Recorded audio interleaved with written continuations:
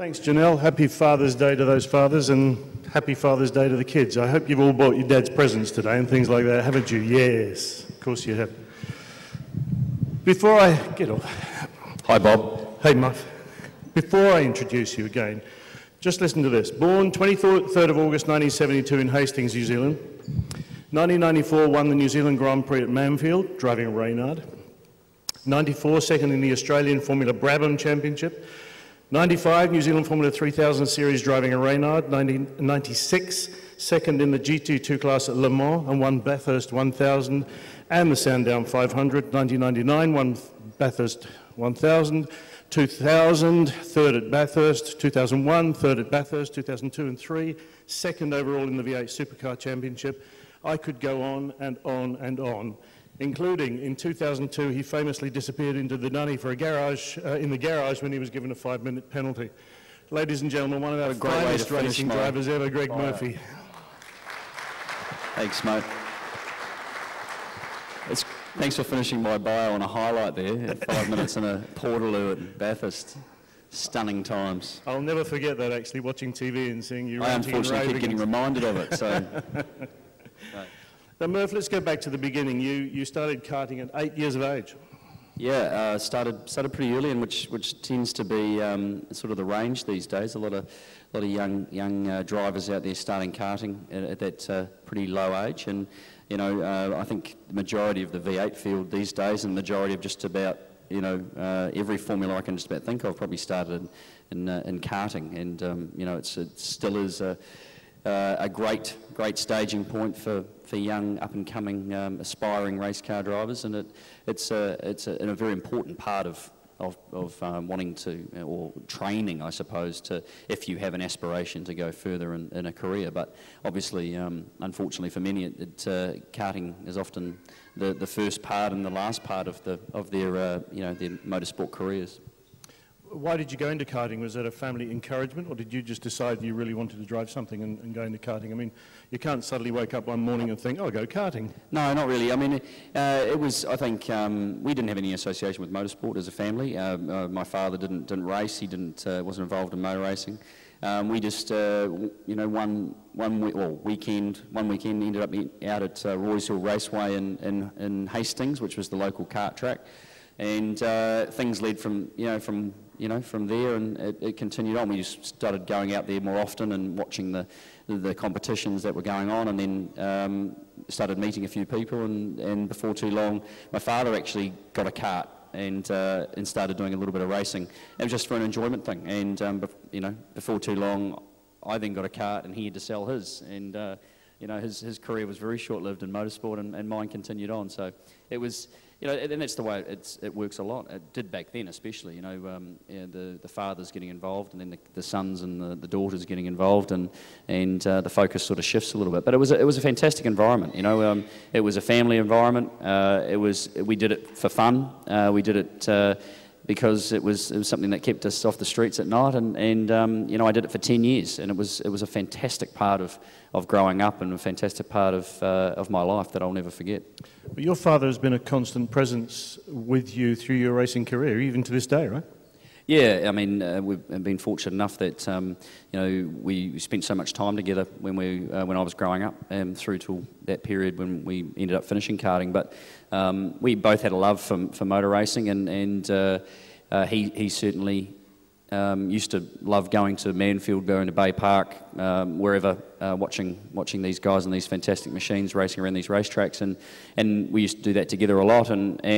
But that's probably where we thought it was going to start and finish. Our karting was something that we could do and justify, and we could financially do that. But moving into another stage of the sport was something we had no connection with or understanding about, or had any way, shape or form of thinking we were going to be involved in it. But one thing led to another, and we've managed to do that, and he's managed to spend a fair few years now involved in the sport in a management role, and running his own race team. So it's something that he's had a massive change in his life, especially late in his life, changing careers in that way.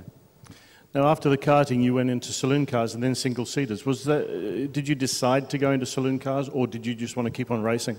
Well, at the beginning, it was Formula Ford, like most people, or a lot of young drivers, and that was due to the scholarship, the Shell scholarship that was run back in 1990 for the first time, and that was done at Mansfield.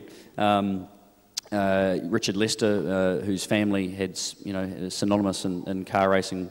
Richard had set up the scholarship down there, which was for young drivers who potentially didn't have the opportunity to go further afield in motorsport, and which I fitted into that category. And we found the $475 it was back in 1990 to enter the scholarship, and the money at the time was a bit tight from our side of it. But little did I know at the time, but my father had actually already hatched a plan a little way before that. We saw the advert for the scholarship early that year and thought that would be a great thing to do, but it's expensive. How are we going to go about it? Well, there was a kart meeting coming up, and there was a bit of a few prizes there that were worth a bit of money, and one of them was the class that I was racing was a colour television, and so he'd already hatched a plan and had pre-sold the television before we'd even been to the event to someone for $500.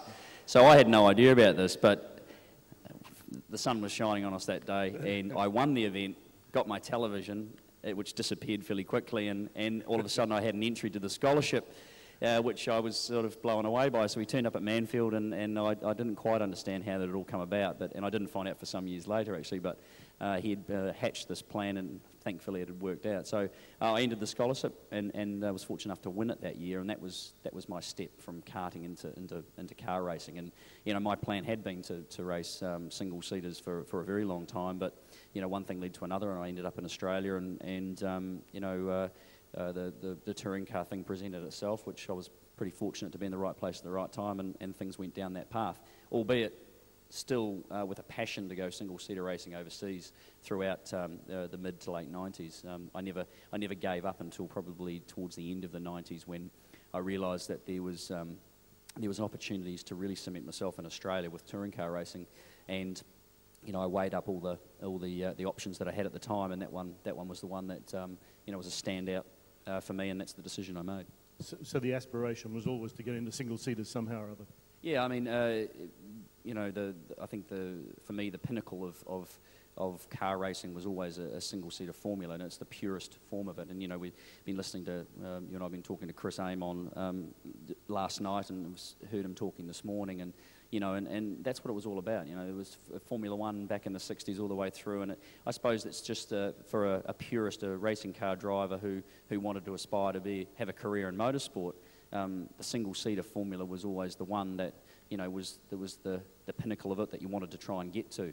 Along the way, obviously, you take different turns and courses open different doors and other things happen, and obviously the money required to go and race overseas and take that path to Formula One stardom is a very, very difficult one, and only a few get through. So I chased the dream. I wanted to go to race Indy cars. I wanted to head to America, and I spent a lot of time between sort of 1993 and 1999 going backwards and forwards to the States, trying to work out a way how I could get to America to race Indy Lights initially, which was the stepping stone, and then get into Champ Car, which obviously Scott Dixon successfully has done a brilliant job of. So that was my goal as well. I was a bit later getting started, I suppose. So but the first time I went overseas, first time I went to Australia to race was 1994, and by that stage, I was 22. And I was getting onto the wrong side of, believe it or not, of that age bracket to be able to get to America and make that transition. Whereas if you use Scott as an example, he was already in America, I think at 17 or That's something. Right, yeah. And Indy Lights, the stepping stone to Champ Car.